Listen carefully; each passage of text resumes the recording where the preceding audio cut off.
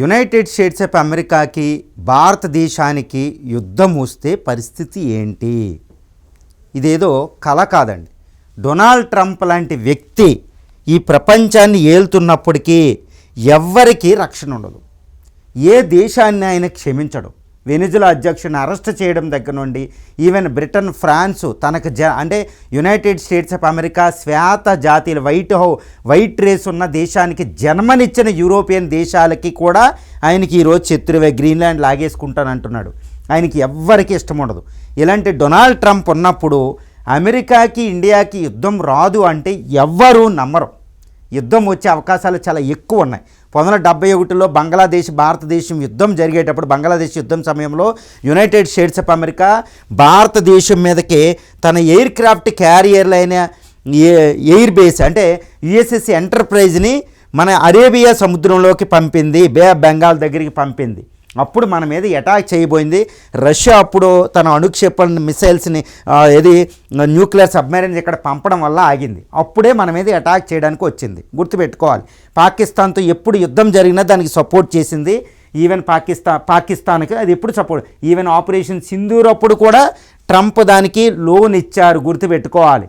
ఇప్పుడు Donald Trump భారతదేశం మీద అటాక్ చేయడు అంటే మనం నమ్మలేం. ఎందుకంటే ఎంతవరకు అయినా బెదిరిస్తాడు. ఇప్పుడు మోడీ గారు ట్రేడ్ టారిఫ్స్ని కుదరదని అడ్డం తిరిగేశారు. అంటే ఇంకా కుదరకపోతే నేను భారతదేశాన్ని అటాక్ చేస్తానని కూడా ఆశ్చర్యం చేయలేదు. భారతదేశాన్ని అటాక్ చేయాలంటే అమెరికాకి ఎన్నో ఆయుధాలు ఉన్నాయి. ఇప్పుడు అమెరికాకి యుద్ధం అంటూ వస్తే గెలుపు ఎవరిది, ఏ విధంగానో మనం చూడాలి. చాలా చాలా జాగ్రత్తగా. ఇది అందరికీ ఆసక్తి రేకించే విషయం కాదండి, చాలా అత్యవసరం. భారతదేశ సార్వభౌమత్వాన్ని at any cost we have to protect, we have to preserve our sovereignty, our independence అండి. ఎందుకంటే భారతదేశం ప్రపంచంలో అతిశక్తివంత దేశంగా ఎదగబోతుంది. అమెరికాని కూడా 2047 నాటికి అమెరికాని మనం దాటబోతున్నాం. ఇది నేను చెప్పేది కాదు. United States of America FBI federal bureau of investigation ఒక సీక్రెట్ రిపోర్ట్ యుఎస్ ప్రెసిడెంట్కి ఇస్తుంది. అదే చెప్పింది ఇండియా సూపర్ పవర్ అవ్వబోతుంది 2045-50 నాటికి. అమెరికాను కూడా అధిగమించి $40 ట్రిలియన్ ఆర్థిక వ్యవస్థ అవ్వబోతుంది. అది కూడా ఇంకోటి కూడా చెప్పింది. స్టాండర్డ్ అండ్ పూర్ చెప్పారు, నోమురా, తర్వాత OECD organization of economic cooperation and development అనేది OECD కంట్రీస్తో ఉంటుందండి. ఆ రిపోర్ట్ చెప్పింది. IMF చెప్పింది, IBRD చెప్పింది. India is going to become super power by surpassing the United States of America in between 2045 and 2050. చూసుకోండి ఎంతటి శక్తివంతమైంది. దీన్ని ట్రంప్ వ్యతిరేకిస్తున్నారు. ఏ విధంగా? నేషనల్ సెక్యూరిటీ స్ట్రాటజీ అనే రిపోర్ట్లో ఆయన చెప్పాడు, ఈ అమెరికాని అధిగమించే ఏ దేశాన్నైనా నేను ఉండనివ్వను అని ఆయన డైరెక్ట్గా చెప్పేస్తూ ఉంటాడు. మరి ఇండియా అధిగమించబోతుంది.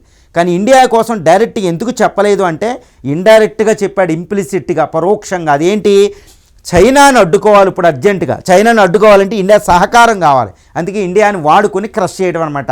అంటే ఇండియా యునైటెడ్ స్టేట్స్ ఆఫ్ అమెరికాల మధ్య యుద్ధం రాదని ఎవ్వరూ నమ్మకూడదు. ఇండియా దానికి ప్రిపేర్ అవుతుందంటే మోడీ గారు చాలా జాగ్రత్తగా అమెరికా ఒకవేళ భారత్ మీద అటాక్ చేస్తే ఎలా తట్టుకోవాలి అనే దానికి మోడీ గారు పావులు కదుపుతున్నారు. ఆయన అపార చాణుక్యుడు, ముందే ఊహించగలిగిన విజనరీ ఆయన. అది జరుగుతుంది. అందుకే నేను చెప్పేది ఏంటంటే ఒకవేళ యునైటెడ్ స్టేట్స్ ఆఫ్ అమెరికాకి ఇండియాకి మధ్య యుద్ధం జరిగితే పరిస్థితి ఎలా ఉండబోతుంది అంటే, ఇప్పుడు ప్రస్తుత పరిస్థితుల్లో ఇండియా అమెరికాను ఓడించగలదా? India అమెరికాని attack చేయగలగదా? కానీ ఒక అసంతృప్తికరమైన వార్త నేను చెప్తాను. ఇప్పుడు ప్రస్తుతం ఇండియా అమెరికాల మధ్య యుద్ధం జరిగితే మన ఇండియా వద్ద ఏ మిసైలు కూడా అమెరికాను తాకే విధంగా లేదు. అమెరికాను తాకే విధంగా లేదు. మన దగ్గర ఉన్న అతిపెద్ద టెస్ట్ చేసింది ఏంటంటే ఈ అగ్ని-5. ఇదేంటంటే కేవలం అమెరికా దాకా వెళ్ళదు, కేవలం యూరోపియన్ కంట్రీస్ని, చైనా అంతటిని కవరేజ్ చేస్తుంది అంతే. ఈ మిసైలు వెళ్ళదు. కాబట్టి ట్రంప్ దేశాన్ని ఏడిపించే మిసైల్ మన దగ్గర లేదు. అంటే ఇండియా డైరెక్ట్గా యునైటెడ్ స్టేట్స్ ఆఫ్ అమెరికాని అటాక్ చేసే మిసైల్ మన దగ్గర లేదు. ఏమున్నాయి? అగ్ని-6, అదేవిధంగా సూర్య మిసైల్ మనం తయారు చేసుకుంటే వాషింగ్టన్ డీసీని కొట్టగలుగుతాం.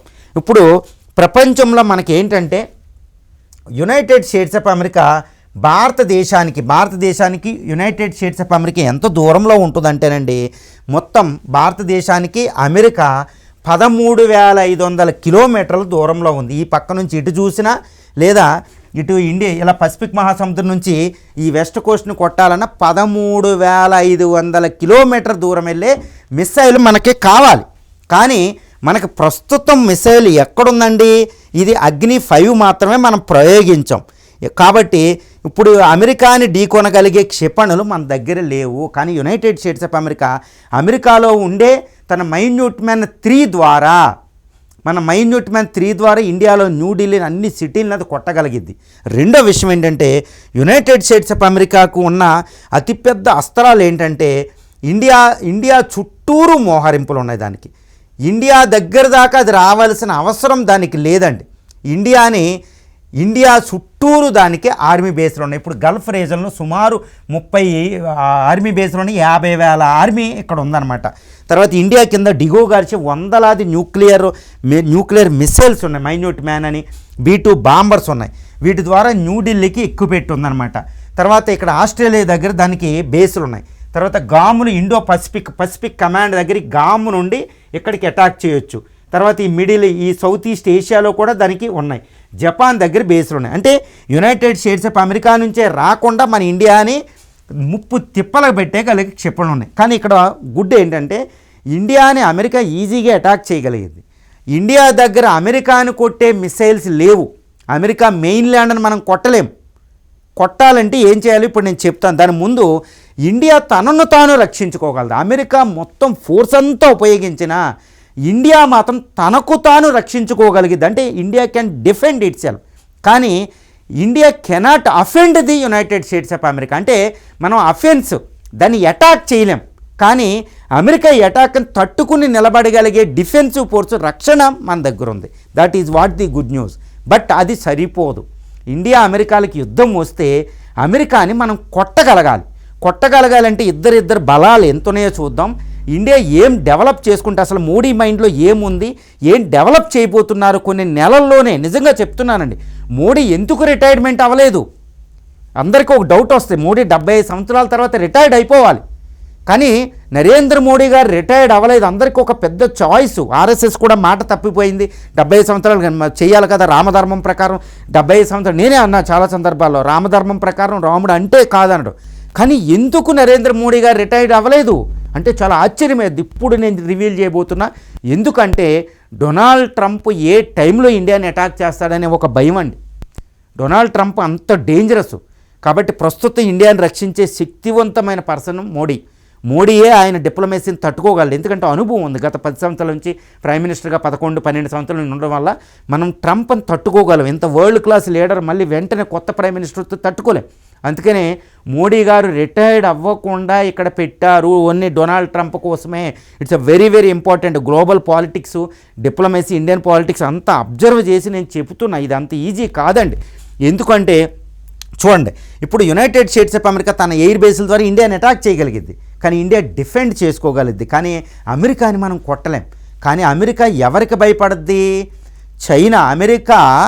అమెరికాని ఎవడైతే న్యూక్లియర్ మిసైల్ ద్వారా కొట్టగలుగుతాడో వాడికే అమెరికా భయపడుతుంది. అదే ఆయన చెప్తున్నాడు. ఫోర్సే ఇంపార్టెంట్.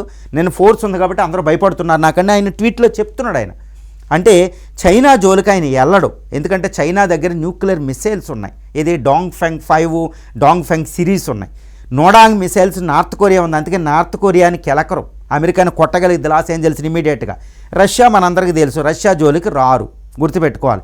ఈ 3 దేశాల జోలికే యునైటెడ్ స్టేట్స్ ఆఫ్ అమెరికా రాదు. ఎందుకంటే అమెరికాను కొట్టగలిగే సత్తా వాళ్ళ దగ్గర ఉంది. ఇంక యూరోపియన్ కంట్రీలు పక్కన పెట్టేద్దాం. మరి ఇండియా ఏంటంటే ఇండియాని ఆయన పట్టించుకోడు. ఎందుకంటే అమెరికాని ఇబ్బంది పెట్టే మిసైల్స్ మన దగ్గర లేవు. తనను తాను రక్షించుకుంటుంది, పవర్ఫుల్ కంట్రీ అయినా. కాబట్టి వెంటనే ఇండియా మాట వినాలి అంటే చైనా రష్యాలకి అమెరికా విన్నట్టు, ట్రంప్ విన్నట్టు. అమెరికా అంటకుండా ట్రంప్ అంటానండి. ట్రంప్ దేశం అనాలి. ట్రంప్ పోయిన తర్వాత అమెరికా మళ్ళీ బాగానే ఉండొచ్చు. కానీ ఈ ట్రంప్ ఉన్నంతకాలం మన సెక్యూరిటీ, ఎవరికి సెక్యూరిటీ లేదు ఈ ప్రపంచంలో.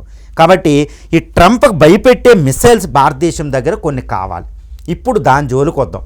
ఇప్పుడు భారతదేశం ఏంటంటే తన దగ్గర ఉన్న అత్యంత మిసైల్స్ ఏంటంటే అగ్ని 5. ఇది 5500 కిలోమీటర్ రేంజ్లో ఉంటుంది. అమెరికా దాకా వెళ్ళదు. కానీ అన్అఫీషియల్గా ఇది 8000 కిలోమీటర్లు అంటారు. 8000 అంటే తక్కువ పేలోడితో అమెరికా దగ్గరికి వెళ్ళాలి. అది కూడా కష్టమే. ఏదో చిన్న చిన్న కోస్టల్ హవాయి లాంటిని చెక్కబెడుతుంది. అందుకని భారతదేశానికి కావలసిన అమెరికాను కొట్టగలిగే మిసైల్స్ ఏంటంటే ఇది మిర్వ్. ఈ మిర్వ్ టెక్నాలజీతో ఇండియా డెవలప్ చేస్తున్న అగ్ని-6 లేదా సూర్య మిసైల్స్ కావాలండి. ఈ సూర్య మిసైల్ ఏంటంటే ఈ సూర్య మిసైలు 18,000 కిలోమీటర్ల వరకే వెళుతుంది.